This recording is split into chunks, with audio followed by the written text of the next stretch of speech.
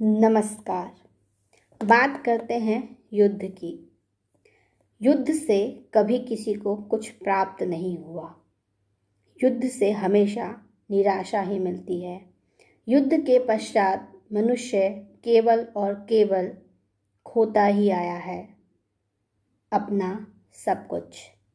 तो आज हम लेके आए हैं विश्व में युद्ध की समस्या को लेकर उपजी त्रासदी के बीच नीलोत्पल की कविता युद्ध और शांति। युद्ध केवल युद्ध नहीं होता, अंत में अधिक हिंस, अधिक अमानवीय बन जाता है। वह बाज के पंजों में दबी नन्ही चिड़िया का आर्तनाद है। सरहद से जो लौटा नहीं, उस प्रतीक्षा में पतराई आंखें हैं जो डूब जाएंगी। मैं इनकार करता हूँ दुनिया के सारे युद्धों से। युद्ध करुणा का अंत है। हालांकि युद्ध चारों तरफ है।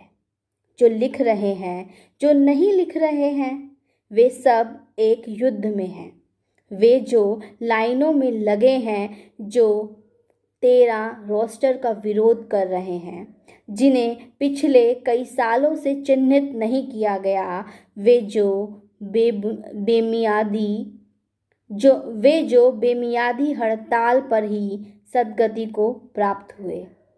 वे किसान जो बार बार दिल्ली आकर शासन के बहरे कानों में अपना दर्द को सूखते हुए देखते हैं। वे जिन्हें मुआवजा नहीं मिला, अपनी आवाज़ उठाते उठाते निरुपराय से लगते हैं। अपनी आवाज़ उठाते उठाते निरुपाय से लगते हैं। सफाई कर्मी, अतिथि शिक्षक, आंगनबाड़ी कार्यकर्ता जो सड़कों के हवाले से हुमच रहे हैं।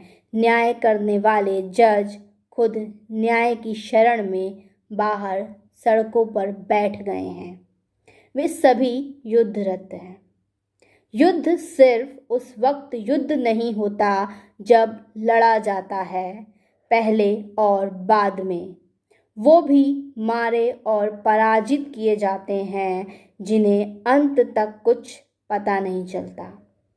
युद्ध जीवन की सबसे बड़ी विफलता का दूसरा नाम है। युद्ध दो देशों या अन्य देशों के बीच या खिलाफ नहीं होता।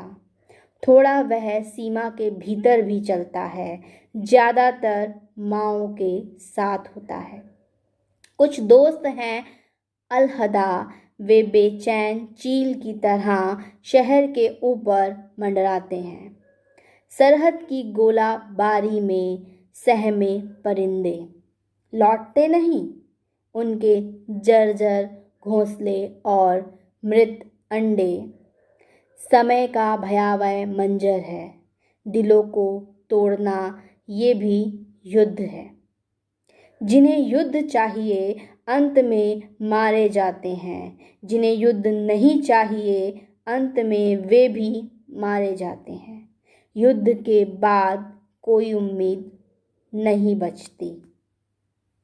जंगल की लड़ाई जंगल में ही समाप्त हो जाती है।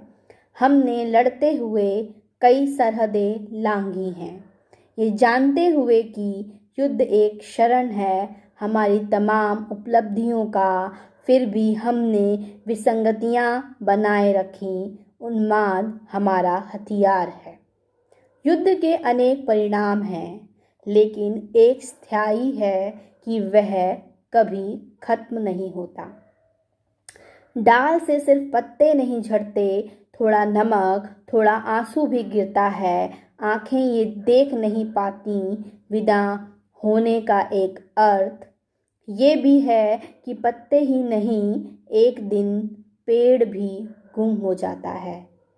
युद्ध में हम शव नहीं गिन सकते, सारे आंसू, चित्कार और भीतर के दंश को नहीं समझ सकते।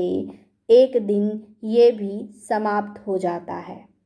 जिन्हें नहीं पता युद्ध की हानियाँ, जब वे भी युद्ध का समर्थन करते हैं, मुझे ये समझने में दिक्कत होती है कि हम सिर्फ कॉलर के भीतर ही शरीफ हैं। अन्यथा तो हमने जैसे कोई हिंसक पशु भीतर पाल रखा है। समय बीतता है और एक दिन हम मारे जाते हैं और उन मरे हुए लोगों में एक युद्ध जितना ही सन्नाटा और चित्कार बची होती है। हर युद्ध पिछले युद्ध की तरह अंतिम और निर्णायक घोषित किया जाता है। पिछली बार की तरह शांति और समझौते पर बहस होती है। शहीदों की संख्या और उनके शौर्य के किस्से लिखे जाते हैं। लोग जिन्हें युद्ध और सिनेमा में लगभग समान दिलचस्पी रहती है, अंत में उबकर अपनी सीट छोड़कर बाहर निकल जाते हैं। एक दिन आपसी जंग में बहुत सारी चींटियां मारी गईं। उनकी उजड़ी बस्ती और लाशों के ढेर के बीच कई सारे गिद्ध आ बैठे। जंगल का ये पुराना नियम है, जो मार दिया जाता है उनके निशान भी मिटा दिए जाते हैं। हम अपने बनाए जंगल में रहते हैं। हम निशान मिटाने के बाद इस बात पर बहस करते हैं कि दूसरा पक्ष हमेशा क्रूर होता है, जबकि लड़ाई का बिगुल हम साथ मिलकर बजाते हैं। सीमाओं के दोनों ओर कितने हैं जो लगातार इस कोशिश में रहते हैं कि किसी भी बिंदु पर कोई सहमति नहीं बने, खासकर जब रक्तपात मुंह बाएं खड़ा हो।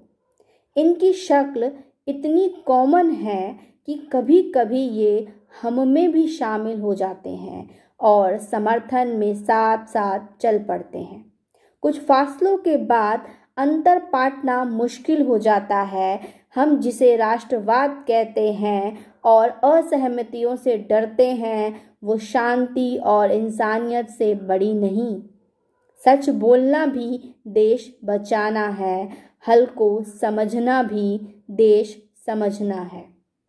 सिर्फ देश कहने से देश नहीं बचता, लोगों के बीच जाकर हाँकना और कहना कि देश आज सुरक्षित है, वह नहीं बचता। वो पड़ोस को कोसने से भी नहीं बचता। देश एक धागा है, आदि से अंत तक हमारे आंसू, पसीने, प्रेम, दोस्ती, शांति और भावनाओं में गुथा हुआ है। देश अपने तट पर हिलता मस्तूल है, जिसे हर हाथ ने थाम रखा है। समय थोड़ा असभ्य और बनावटी है, इसलिए ये कहना कि हमने समझ लिया देश को एक महीन लकीर को काटने जैसा है। समझ पैदा होने नहीं आती, वो तब भी नहीं आती जब सारी सनक एक होकर चिल्लाती है कि देश बचाओ, कि देश बचाओ। कभी कभी ये देश हमारे मानसिक विकार को भी ढोता है, सहता है। युद्ध दो तरफा नहीं होता, एक तरफा ही खेल है जो दोनों ओर से दिखाया जाता है। राजनीति बड़ी क्रूर होती है। वह अन्य अन्य परिस्थितियों में पहचाने जाने लायक बहुत कम सवाल छोड़ती है।